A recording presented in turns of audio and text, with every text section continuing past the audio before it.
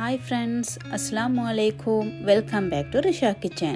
நான் இன்றைக்கி கிட்ஸுக்கு மார்னிங் டைமில் செஞ்சு கொடுக்கறதுக்கு ஏழுமான 5 ரெசிபீஸ் தான், ஈஸி 5 ரெசிபீஸ் தான் நான் இன்றைக்கு உங்களோட ஷேர் பண்ண போகிறேன். வாங்க அந்த ரெசிபீஸ் எல்லாம் எப்படி செய்கிறேன்னு பார்ப்போம். முதலாவது ரெசிபி பிரெட் கொத்து. இந்த பிரெட் கொத்து செய்கிறதுக்கு பிரெட், 2 எக், உங்கள்கிட்ட இருக்கிற வெஜிடபிள்ஸை நீங்கள் கட் பண்ணி சின்ன பீசஸாக கட் பண்ணி எடுத்துக்கொள்ளுங்கள். இப்போ ஒரு பேனில் தேவையான அளவு பட்டர் இல்லாட்டி ஆயில் இருந்தால் அதை எட் பண்ணி கொஞ்சம் நேரத்துக்கு அதை மெல்ட் ஆகிறதுக்கு விடுங்க. மெல்ட் ஆகினதுக்கு பிறகு அதில் நீங்கள் கட் பண்ணி வச்சு அந்த வெஜிடபிள்ஸை சேர்த்து ஒரு 2 செகண்ட்ஸ்க்கு போல் நீங்கள் அதை வதக்குங்க. வதக்கினதுக்கு பிறகு நீங்கள் அதில் 2 அந்த எக்கையும் உடச்சி ஊற்றி அதையும் அதோட சேர்த்து மிக்ஸ் பண்ணுங்கள். இதை மிக்ஸ் பண்ணதுக்கு பிறகு அடுத்தது கொஞ்சமாக மிளகுத்தூள், மஞ்சள் தூள், நச்சீரகத்தூள், அடுத்தது கொஞ்சம் சால்ட், இது எல்லாத்தையும் சேர்த்துட்டு அதோடையே சேர்த்து ப்ரெட்டையும் நீங்கள் அதில் போட்டு எல்லாத்தையும் மிக்ஸ் பண்ணி விடுங்க. மிக்ஸ் பண்ணிவிட்டு கொஞ்சம் நேரத்துக்கு அதை வேக விடுங்க. எக்கு போட்டுட்டு நீங்கள் இந்த வேகிறதுக்கு விட தேவையில்லை, ப்ரெட்டையும் போட்டுட்டு நீங்கள் அதை மிக்ஸ் பண்ணிவிட்டு வேகிறதுக்கு ஒரு 2 மினிட்ஸ் போல் வேகிறதுக்கு விடுங்க. விட்டால் ப்ரெட் கொத்து ரெடி. அடுத்ததாக வெஜிடபிள் எக் ஆம்லெட். இதுக்கு நான் கேரட்டும் கிழங்கும் தான் எடுத்துக்கிறேன். இந்த கிழங்கை இந்த கேரட் கிரேட் பண்ணுற இந்த இதில் கிரேட் பண்ணி எடுத்துக்கொள்ளுங்க.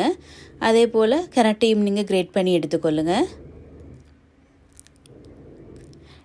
நீங்கள் கேரட்டை கிரேட் பண்ணி எடுத்தது பிறகு அந்த பொட்டேட்டோட இருக்கிற அந்த ஸ்ட்ராச் போகிறதுக்கு அதை கொஞ்சம் தண்ணியில் போட்டு அதை புளிஞ்சு எடுத்துக்கொள்ளுங்க.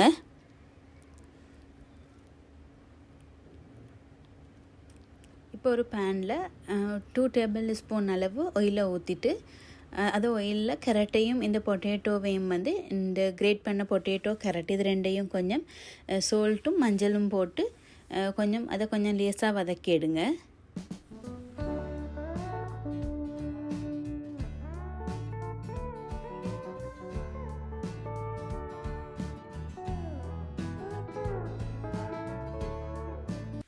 இப்போ ஒரு பவுலில் 2 எக்கு உடச்சி ஊற்றிக்கொள்ளுங்க.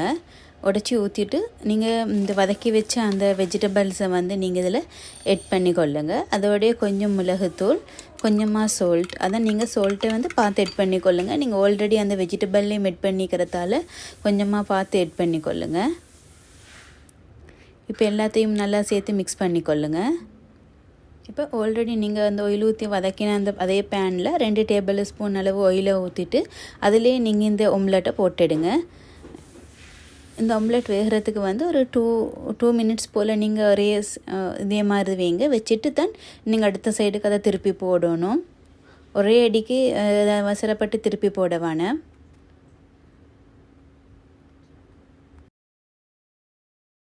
இதை பேனில் போட்டுட்டு அதை கொஞ்சம் நேரத்துக்கு மூடி வைங்க. மூடி வச்சுட்டு பார்த்தா உங்களுக்கு அது வந்திருக்கிறது விளங்கும். இந்த டைமில் நீங்கள் அடுத்த சைடுக்கு அதை திருப்பி போட்டுக்கொள்ளுங்க. இதை செய்ய போகல ஃப்ளேமை நல்லா லோ அளவில் வச்சுக்கொள்ளுங்க. இல்லாட்டி உங்களோட ஆம்லெட் அப்படி செஞ்சிங்கன்னா குயிக்காக அது பேர்ன் ஆகிடும். ஸோ லோ அளவில் வச்சுக்கொள்ளுங்க. இதை போட்டுட்டு ஒரு 30 செகண்ட்ஸ் போல் நீங்கள் இதை வச்சுட்டு அதை அப்படியே உங்களுக்கு பேன்லேருந்து இறக்கி இதை உங்களுக்கு நீங்கள் சின்ன பீசஸாக கட் பண்ணி உங்களுக்கு கிட்ஸோட லஞ்ச் பாக்ஸுக்கு உங்களுக்கு சர்வ் பண்ணிடும்.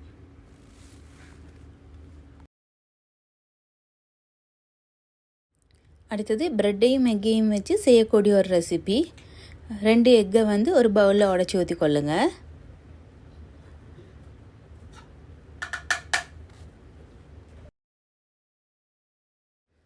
3 டேபிள் ஸ்பூன் அளவு மில்க் இதில் சேர்த்துக்கொள்ளுங்க.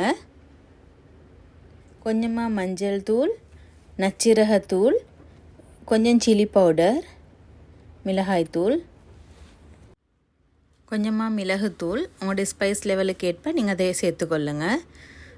கொஞ்சமாக சால்ட், தேவையான அளவு சால்ட்டை சேர்த்துக்கொள்ளுங்க. இதெல்லாம் சேர்த்துட்டு நல்லா மிக்ஸ் பண்ணிக்கொள்ளுங்க.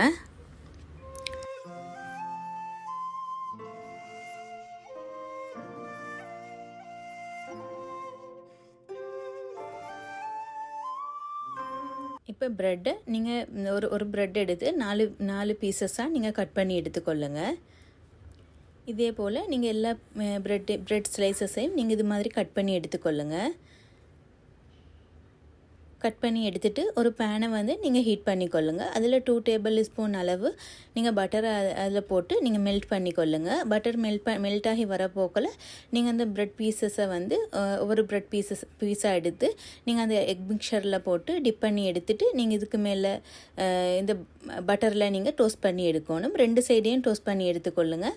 அப்படி டோஸ்ட் பண்ணி எடுத்தீங்கன்னா உங்களோட பிரெட் ஆம்லெட் டோஸ்ட் ரெடி. இதை உங்களுக்கு கிட்ஸில் லஞ்ச் பாக்ஸுக்கு பேக் பண்ணி அனுப்பிடும். இது ஒரு ஈஸியான ரெசிபி. மார்னிங் எங்களுக்கு குயிக்காக செஞ்சு கொள்ளக்கூடிய ஒரு ரெசிபி. ஏன்ட்டு நான் அந்த ஷேர் பண்ணுற இந்த ரெசிபியெல்லாம் மார்னிங்கே குயிக்காக செஞ்சு கிட்ஸுக்கு அனுப்பக்கூடிய ரெசிபிஸ் தான் நான் ஷேர் பண்ணுறேன். நீங்களும் இதை கட்டாயம் ட்ரை பண்ணி பாருங்கள்.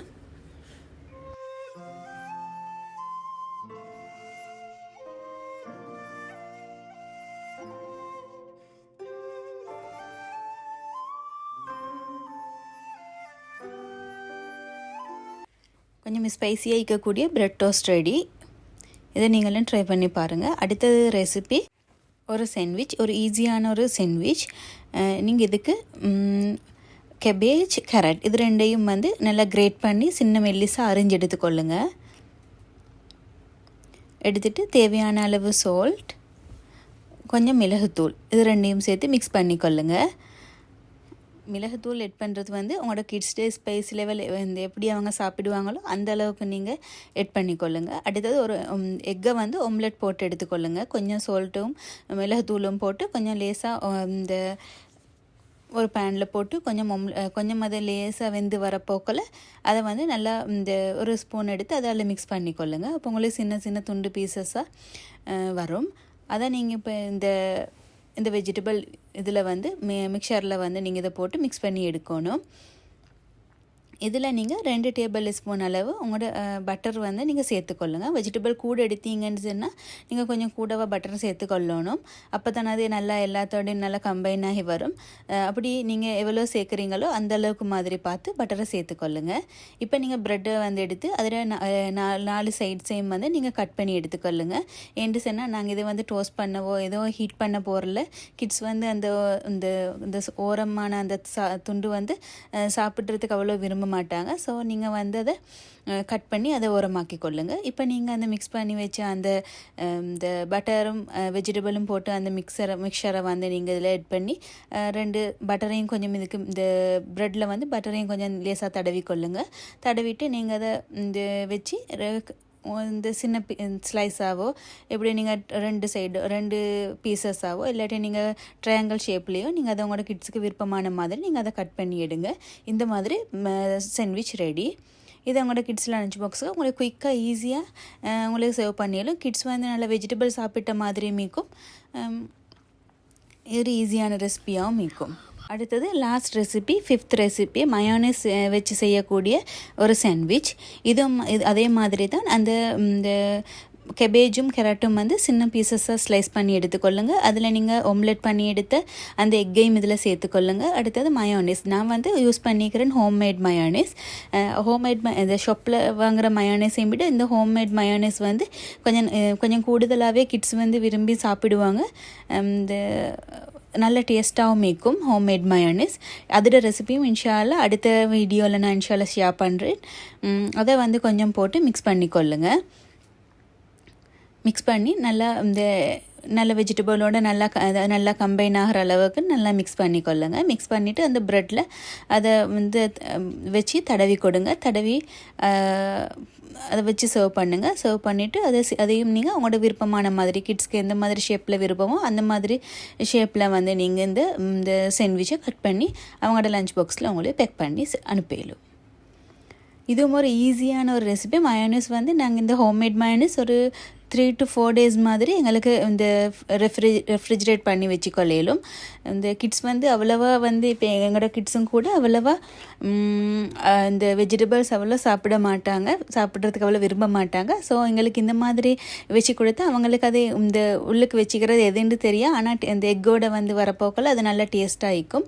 ஏன்னா மோஸ்ட் ஆஃப் த ரெசிபி வந்து எக்கை தான் நான் வச்சு செஞ்சுக்கிறேன். இன்னும் இந்த மார்னிங் டைமில் குயிக்காக எங்களே செஞ்சு கொள்ளக்கூடியதாக இருக்கிற இருக்கிறதால நான் அதைத்தான் மிச்சமாக யூஸ் பண்ணிக்கிறேன். நீங்கள் வந்து உங்கள்கிட்ட முந்தின நாள்கிட்ட சிக்கனோ பீஃபு அதில் ஃபிஷ் ஏதாவது இருந்தால் அதையும் உங்களுக்கு சின்ன பீசஸாக கட் பண்ணி இதே மாதிரி உங்களுக்கு சிக்கனையும் வந்து எக்குக்கு பதிலாக சிக்கனையும் போட்டு மிக்ஸ் பண்ணி உங்களுக்கு கிட்ஸ்க்கு சர்வ் பண்ணி அனுப்பிடும். உங்கள்கிட்ட ஈக்கிற மாதிரி நீங்கள் உங்கள்கிட்ட எது அவைலபிளாக ஈக்குதோ அதை நீங்கள் வச்சு இந்த மாதிரி சர்வ் பண்ணி பேக் பண்ணுங்கள். உங்களுக்கும் மார்னிங் டைமில் எந்த டென்ஷனும் இல்லாமல் குயிக்காக ஈஸியாக உங்களுக்கு இது செஞ்சு கொள்ளையிலுமாயிக்கும். இன்ஷா அல்லா அடுத்த வரக்கூடிய வீடியோவில் நான் ப்ரெட் இல்லாமல் நான் உங்களுக்கு வேறு ரெசிபீஸ் இன்ஷா அல்லா மார்னிங் கிட்ஸுக்கு அனுப்பக்கூடிய வேறு லஞ்ச் பாக்ஸ் ரெசிபீஸ் இன்ஷா அல்லா நானும் ட்ரை பண்ணி உங்களுக்கும் அப்லோட் பண்ணுறேன். உங்களுக்கும் அதுவும் யூஸ்ஃபுல்லாக இருக்குமென்னு நினைக்கிறேன் இன்ஷா அல்லா.